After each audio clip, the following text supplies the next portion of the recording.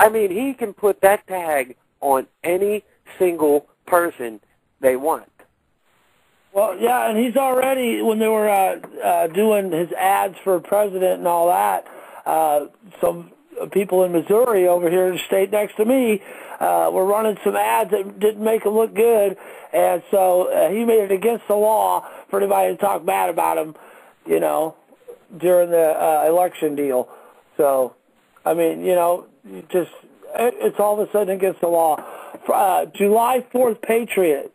The first POW in the Second American Revolution. This guy had some YouTube videos out and got picked up, no charges, and it's crazy, man. So our guest last week, Jim Stotch, he'd be able to tell you all about it, and we did talk about it a little bit, I think last week there, but you know, this is already starting to happen where they're grabbing people and taking them so they can gain intelligence from them or shut them up. You know what I mean? So, and then, I think basically anybody could fit into those categories, and making them so vague like that to where this is the enemy. If you know anybody. The bad guys are in control. Now they're going to say anybody that says anything bad about the bad guys is in trouble, you know? So it's just...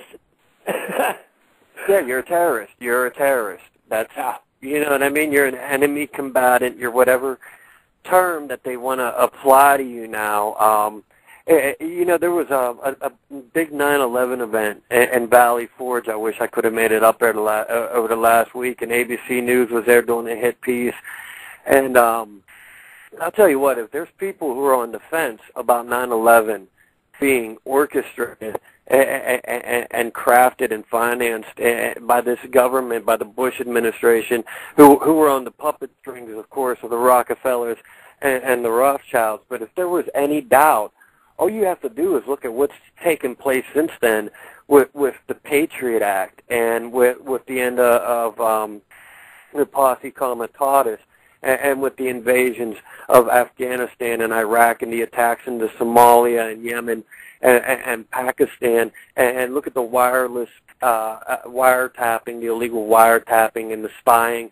Look at the torture. Look at where we are right now. Look at the fact that they're looking to arrest citizens and detain them indefinitely under the most vague pretenses that they can possibly come up, and they're wording it as vaguely as possible so it can be interpreted at their discretion. And there was this even goes deeper.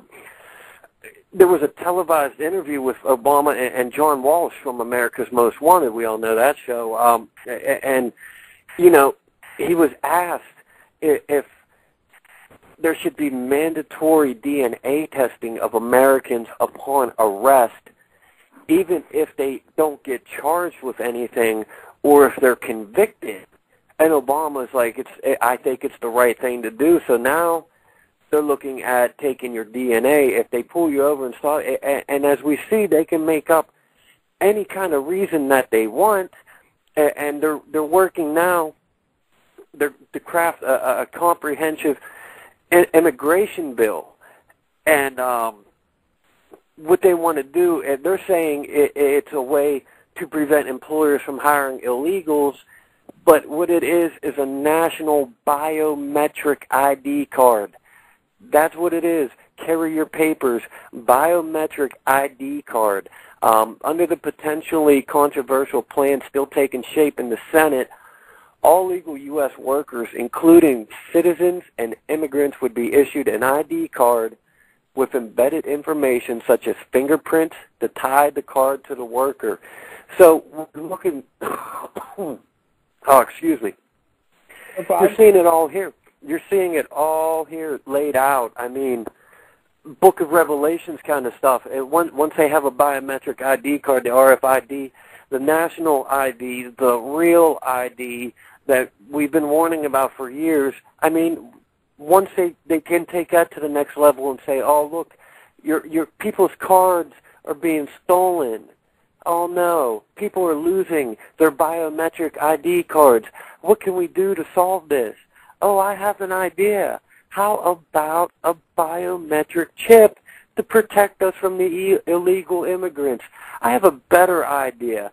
I have a great idea. How about we go and we get the people who hire the illegal immigrants and we fine them to the point that they don't want to hire an illegal, that it's cheaper for them to hire an American to do the job than to get caught hiring an illegal immigrant. See, every time people on the media start talking about the quote-unquote immigration problem and illegal immigrants taking away the jobs of Americans, the problem is always the illegal immigrants. The problem never seems to be the Americans who go out and find them and hire them and pay them instead of paying another American. That gets a blind eye. Everyone turns their head to that because, well, we don't want to punish business, and America is always the excuse.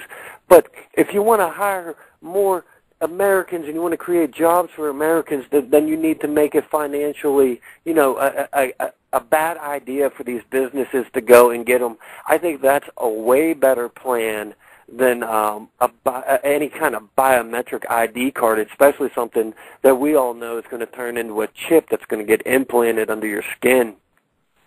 Well, it's definitely getting more and more like Revelations, looking every day. We do have Truth Seeker still on the line, and I wanted to ask him what he thought. Does it look more and more like the Revelations outside? It looks more and more like 1984 for sure, but with Big Brother and the cameras on every corner. But what do you think? Yeah, definitely, man. Just like what's his name was saying, Rasul, I was checking out some of the stuff from his teacher, Malachi York, and they talk about Revelations where it talks about the waters being cursed and polluted and stuff. And that's the truth. Like, with, with our waters, we got all the fluoride and all that crap in the water, man. So it's almost like that prophecy being fulfilled that you can't even drink the water anymore, and even all the chemtrails that are in the oceans and in our lakes and our ponds and stuff, So we're definitely living in Revelation, man. So. Well, with all this stuff that they're putting out there, all the little rules like Dominic was saying, that to say that this is the enemy and all that, it's definitely. Bush said it best. Bush, right after 9/11, he said either with us or against us. So if you ain't with the New World Order and down with this satanic agenda and making these revelations come to pass, then you're our enemy. And basically trying to divide it like that. And so, do you think there's Truth Seeker? Do you think there's a satanic agenda to a lot of the symbolism and stuff that within this country? Definitely, man. I think what we call Satan, what we call the devil, is working with our government. Some people, go out there and say reptilians and things like that. I know that a negative force is working with them and through them. So, that's without a doubt. You can see it with the symbols. You can see it with the secret ceremonies and just all the things that they're doing, like you mentioned earlier, with the North American Indians and the wars in Afghanistan and Iraq and all of that, man. So yeah, I think Satan's working with the government, man. Definitely. Definitely. Hey, we got another caller on the line. Area code 623. You're on live with Ghost Republic. Can we get a first name, please? It's Jim. Hey, Jim. How you doing, man? Hey, looks like we're going to get to this little segment here with Jim here in just a second. But did you have a comment on what we were talking about, the satanic agenda of the United States?